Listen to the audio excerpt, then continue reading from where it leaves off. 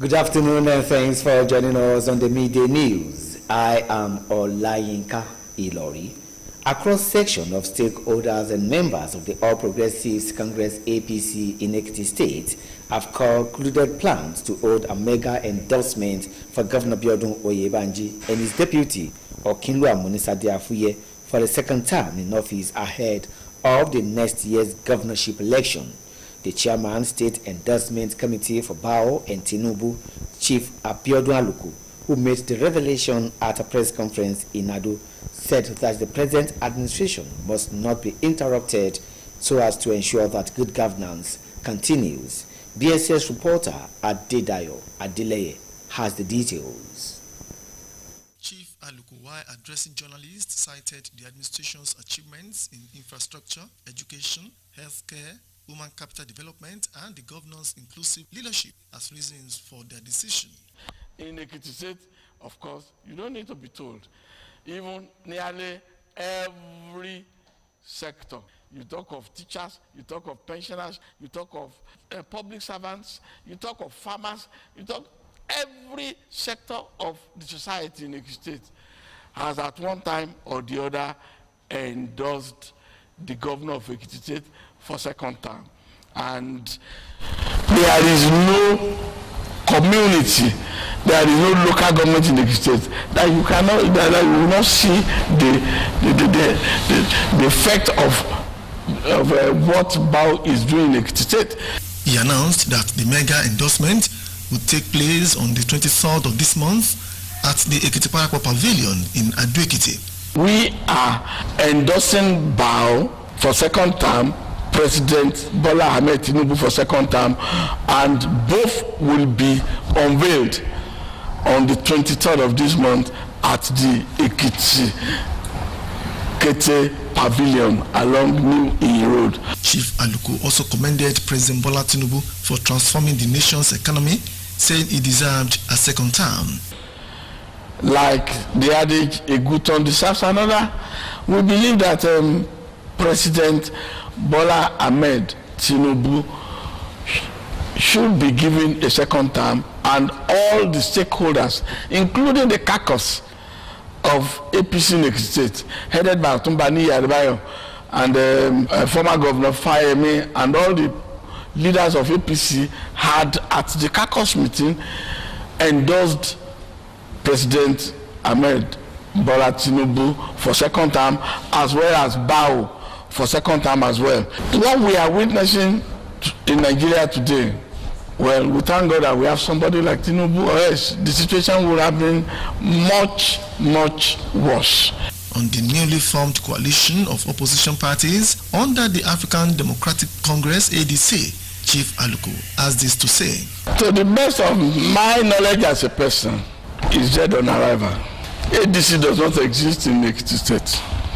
And you know it yourself, Ekiti is virtually a one-party state. PDP, well, and you all know that PDP is in the ICU in Ekiti State, and we don't know who and who will go to ADC and give us any headache in Ekiti State. He commended the governor for his exemplary leadership and the visible development across the state. Adedayo Adeleye reporting. The Ekiti State Deputy Governor Okinlu Amunisadiafuye has described women as determining factors for the re-election bid of Governor Biodun Oyebanji in the next year's governorship poll. The Deputy Governor made the statement while interacting with the state APC women leaders in her office in Ado-Ekiti. BSS reporter Adedayo Adeleye again has the rest of the story. Okinlu Afuye told the women's group that to prosecute the governor's re-election bid, they must remain united and intensify mobilization across the 16 local government areas. She urged them to carry all members along to avoid loopholes that could trigger acrimony within the APC.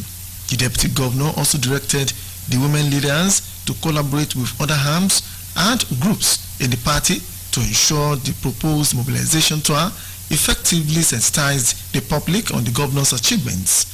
Ever today, local committee ẹ fi àwọn leaders bẹ́ẹ̀ pẹ̀lú stakeholders leader ẹ pè wọ́n iṣẹ́ báyìí ló gbé fún wa ṣe ẹ má nìkan dá ṣe o.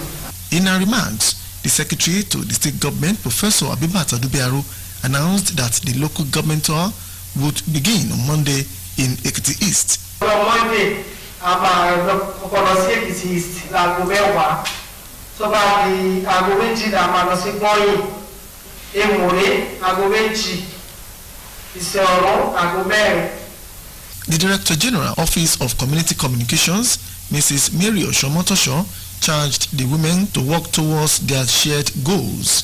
She noted that the program was an initiative of the First Lady, Dr. Olayemi Abiodun Ibanji, who prioritized party cohesion and inclusivity.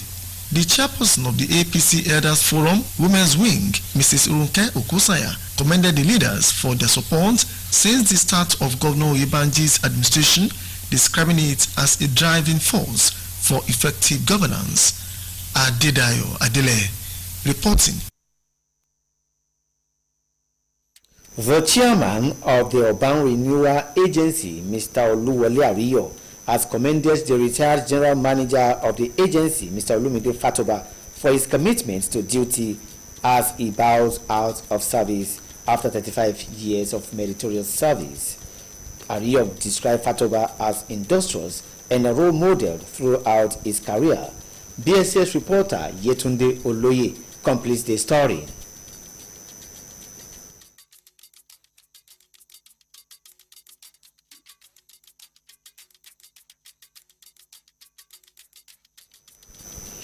A delegation from Nasarawa State, led by the Special Assistant to Governor on Education, Mr. Idris Adamu, has visited Ekiti State to understudy its Education Trust Fund, ETF, and key institutions. The team applauded Ekiti State's notable progress in the education sector, citing it as a model worth emulating. The delegation met with top officials, including the chairman of the Ekiti State House of Assembly Committee on Education, Mr. Jacob Awoniyi, Commissioner for Education, Dr. Olabimpe Aderiye, the head of service, Dr. Folakemi Olomojobi. They commended Ekiti's consistent investment in education, including free and compulsory schooling, WAEC fee payment, infrastructure development, teachers training, and scholarship.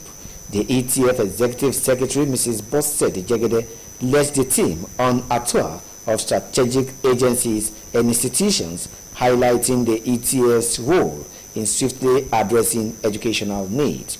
They also visited Inspired Nasarawa's effort to establish a similar trust fund with a draft bill already awaiting assent. The Zamfara State Chairman of the African Democratic Congress, ADC, Kabiru Garba, has invited the state governor, Dauda Lawal, to lead the People's Democratic Party for the party. Addressing a press conference in Gusau, the state capital, Garba said that more than 100 political actors from different political parties in the state had so far joined the ADC. He explained that the doors of the party are widely open to receive all defectors, irrespective of their positions. Garba assured everyone of the readiness of the party to give both new and old members equal treatment for effective democratic process. The party chairman attributed the resolution of some political figures in the state to join the party to the sterling leadership qualities demonstrated by ADC leaders through justice, fairness, and equal opportunity to all members.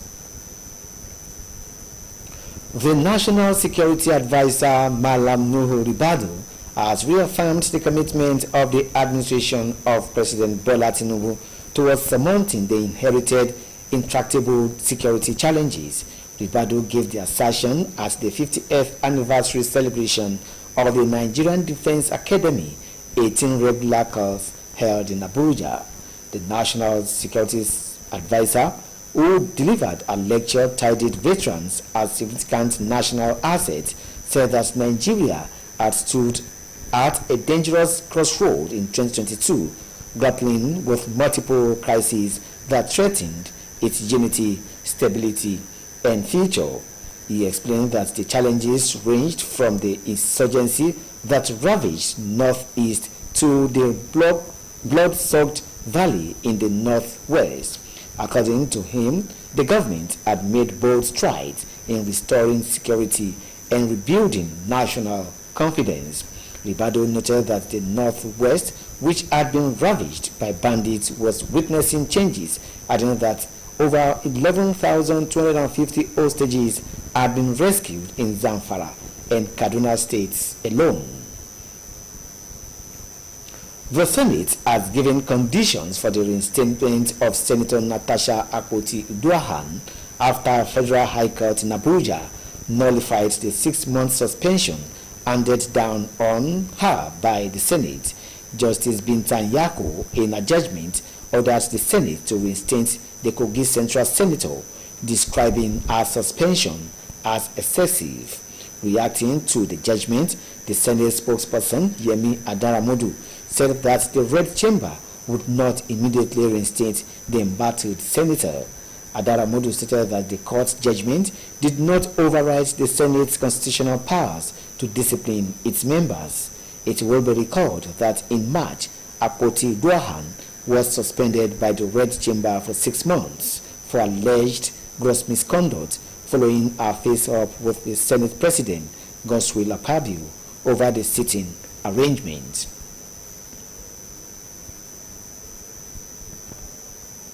That's the midday news. Thanks for watching. Good afternoon.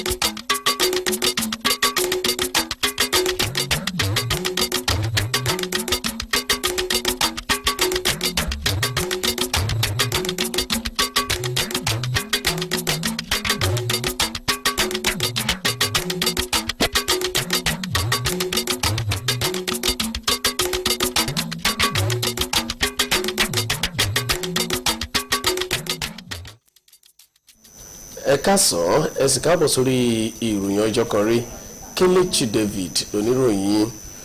Ṣáájú ìdìbò gómìnà ìpínlẹ̀ Èkìtì lọ́dún tó ń bọ̀, àwọn aráàlú àtàwọn èèkàn ẹgbẹ́ òṣèlú APC ti parí àwọn ètò fún ètò polongo kan tí wọ́n yóò ti kéde àtìlẹ́yìn fún gómìnà Bíọ́dún Oyèbánjí àti igbákejì rẹ̀ Ọ̀kínlúà Múnísádé Àfúyẹ́ fún sáà kejì.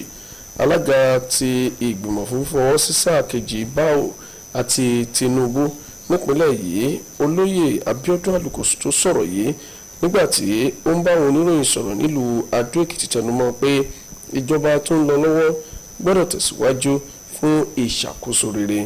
Oníròyìn BSCS Adédayọ̀ Adélẹ́yẹ jábọ̀ pé olóyè Àlùkò nígbà tó fi ń bá àwọn oníròyìn sọ̀rọ̀ tọ́ka sí àwọn àṣeyọrí ìjọba tó wà lóde yìí lẹ́ka ìpèsè àwọn ohun amúlùdùn, ètò ẹ̀kọ́, ìlera àti ètò ìrónilágbára tó fi mọ́ àwọn ìwà aṣáájú rere tó fàyè gba mùtúmùwà nínú ètò ìpinnu èyí tí gómìnà ní. Ó ní ètò ìpolongo láti fọwọ́ sí pé kí gómìnà ṣe sáà kejì ni yóò wáyé ní ọjọ́ 23 oṣù yìí lóríkò Èkìtì Parapọ̀ Pavilion nílùú Àdó Èkìtì. Olóyè Àlùkò wọ́n mẹ́nubà wípé ààrẹ Bọ́lá Tinubu ló ti ṣe bẹbẹ lẹ́ka ètò ọrọ̀ ajé tó sọ pé òun náà yẹ láti ṣe sáà kejì nígbàtí ó fi pẹ̀kẹ́lu ohun tó ní ṣe pẹ̀lú bí àwọn ẹgbẹ́ òṣèlú kan ṣe parapọ̀ sí abẹ́ àsíá ẹgbẹ́ òṣèlú ADC. Olóyè Àlùkò sọ pé ẹrù bodò ẹgbẹ́ òṣèlú APC ẹni tó wodò ní kí ọmọnú máa kọ. Ó wá yòǹbo gómìnà fún bí ó ṣe jẹ́ aṣáájú rere àti àwọn ètò ìdàgbàsókè èyí tí ó ti ṣe káàkiri ìpínlẹ̀ yìí. Igbákejì gómìnà ìpínlẹ̀ Èkìtì Ọ̀kínlúwà Mọ́nísádé Àfúyẹ́ ti ṣàpèjúwe àwọn obìnrin gẹ́gẹ́ bí kókó nínú ìlàkàkà láti fi ìbò gbé gómìnà Bíọ́dún Oyèbánjí wọlé lọ́dún 2026. Ó sọ̀rọ̀ yìí lásìkò tó ń ṣe pàdé pẹ̀lú àwọn aṣáájú obìnrin ẹgbẹ́ òṣèlú APC lọ́fíìsì rẹ̀ tó wà nílùú Àdó Èkìtì. Oníròyìn BSCS Adédayọ̀ Adélẹ́yẹ jábọ̀ ròyìn pé Ọ̀kínlúwà Àfúyẹ́ sọ fún àwọn ẹgbẹ́ obìnrin náà pé wọ́n ní láti rí i pé wọ́n ṣiṣẹ́ láti jẹ́ kí gómìnà kó wọlé fún sáà kejì níbi wọ́n ti sọ pé bó ti rọ̀ wọ́n láti ṣera wọn lóṣùṣù ọwọ̀ kí wọ́n sì pé wọ́n gba káràmásìkì ètò ìtanijí káàkiri àwọn ìjọba ìbílẹ̀ 16 èyí tó wà nípìnlẹ̀ yìí. Wọ́n rọ̀ wọ́n láti tẹ̀síwájú fún ṣíṣe ètò ìtanijí láàrin àwọn ọmọ ẹgbẹ́ kí wọ́n sì rí wípé kò sí ààyè fún ẹnikẹ́ni tàbí kí ògiri wọn lanu débi tí aláǹgbá ń wọlé láàrin ẹgbẹ́ òṣèlú APC. Igbákejì gómìnà tún wá pàṣẹ fún àwọn aṣáájú obìnrin náà láti ṣiṣẹ́ pẹ̀lú àwọn lájọlájọ èyí tí ó ṣe kókó àti àwọn ẹ̀ka tó ṣe pàtàkì nínú ẹgbẹ́ òṣèlú ọ̀hún lójúnà àti rí wípé ètò ìtanijí náà jẹ́ èyí tí ó kẹsẹ̀ járí. Wọ́n sì la àwọn aráàlú lóye lórí àwọn àṣeyọrí gómìnà. Nínú ọ̀rọ̀ tirẹ̀, akọ̀wé ìjọba ìpínlẹ̀ yìí ọ̀jọ̀gbọ́n Abibat Adubiaro sọ wípé ètò àbẹ̀wò àti ìwọ́de ní àwọn ìjọba ìbílẹ̀ ọ̀hún ni yóò bẹ̀rẹ̀ lọ́jọ́ Ajé pẹ̀lú ìjọba ìbílẹ̀ Èkìtì East. Ọ̀gá àgbà àjọ tó ń rí ṣètò ìbáràlú sọ̀rọ̀ Mary aya ọ̀ṣọ́ ọmọtọ̀ṣọ́ rọ àwọn obìnrin láti rí wípé wọ́n kópa nínú àfojúsùn àti jẹ́ kí ètò ọ̀hún kó kẹsẹ̀ járí. Wọ́n ní ètò náà ni ó jẹ́ èyí tí ó wá láti ọ́fíìsì ìyàwó gómìnà léyìí tí ó wà láti ṣe ìgbélárugẹ àti láti jẹ́ kí kálukú kópa nínú ètò ìjọba tó wà lóde yìí. Nínú ọ̀rọ̀ tirẹ̀, alága ẹgbẹ́ àwọn obìnrin tí àgbààgbà àwọn obìnrin lẹ́gbẹ́ òṣèlú APC Rónkẹ́ Ayọ̀kúsọ̀yà yòǹbo àwọn aṣáájú náà fún àtìlẹ́yìn wọn fún ìjọba gómìnà Oyèbánjí látìgbà tó ti bẹ̀rẹ̀ léyìí tí ó sọ pé wọ́n ti kópa nínú ètò ìṣèjọba àti pé wọ́n ti ké sí àwọn olùkọ́ láti kópa nínú ètò ìforúkọsílẹ̀ àwọn olùdìbò tó ń bọ̀ láti lè ṣe àtìlẹ́yìn tó péye fún gómìnà Bíọ́dún Oyèbánjí lákòókò ìdìbò gómìnà ọdún tó ń bọ̀. Alága àjọ tó wà fún ètò ẹ̀kọ́ jáléjáko nípínlẹ̀ yìí SUBEB ọ̀jọ̀gbọ́n Fẹ́mi Akínwùmí fúnpè náà lásìkò tí àwọn olùkọ́ níjọba ìbílẹ̀ Ìkọ̀lé fi ń fọwọ́ sí pé kí gómìnà Oyèbánjí ṣe sáà kejì èyí tó wáyé ní oríkò ìjọba ìbílẹ̀ Ìkọ̀lé nílùú Ìkọ̀lé Èkìtì. Oníròyìn BSCS Bùkọ́lá Adébùkọ́lá mú ìyàn wá, ẹ jẹ́ ká gbọ́.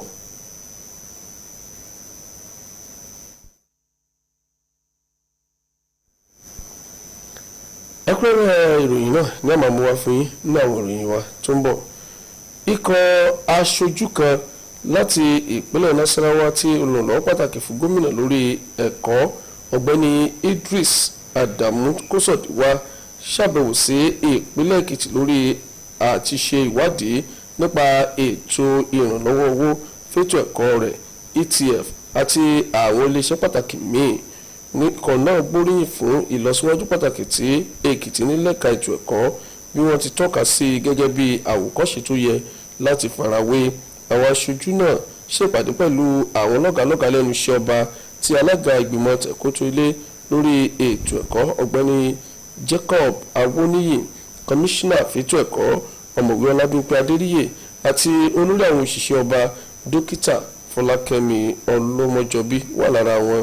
Wọ́n gbóríyìn fún ìdókòwò ìpínlẹ̀ Èkìtì ṣètò ẹ̀kọ́ pẹ̀lú ètò ẹ̀kọ́ ọ̀fẹ́ àti kànpá fáwọn ọmọdé, sísan owó ìdánwò WAEC, pípèsè àwọn ohun amáyédẹrùn, ìdánilẹ́kọ̀ọ́ fáwọn olùkọ́ àti ẹ̀kọ́ ọ̀fẹ́.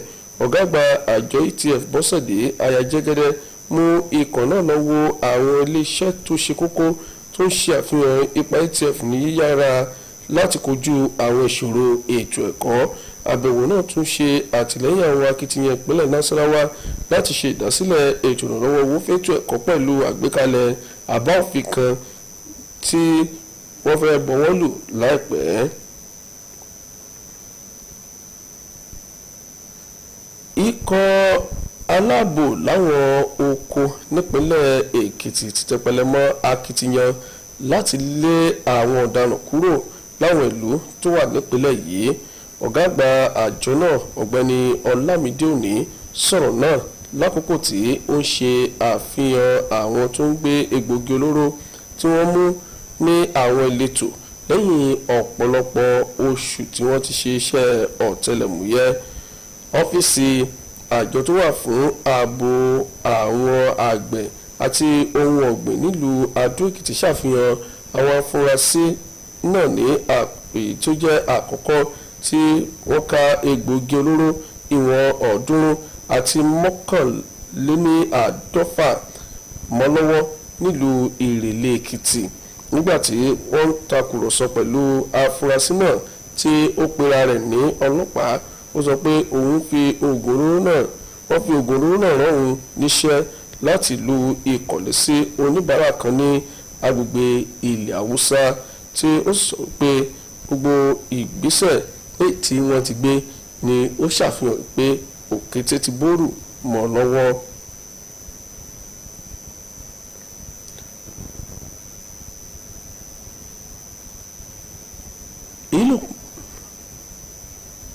èyí ló pe ìròyìn ọjọ́ kan rí. Ẹ darapọ̀ mọ́ wa ní aago 7 nígbà tí a máa mú ìròyìn lẹ́kùnrẹ́rẹ́ wá sójú ìwòran yín. Ẹ káàsán.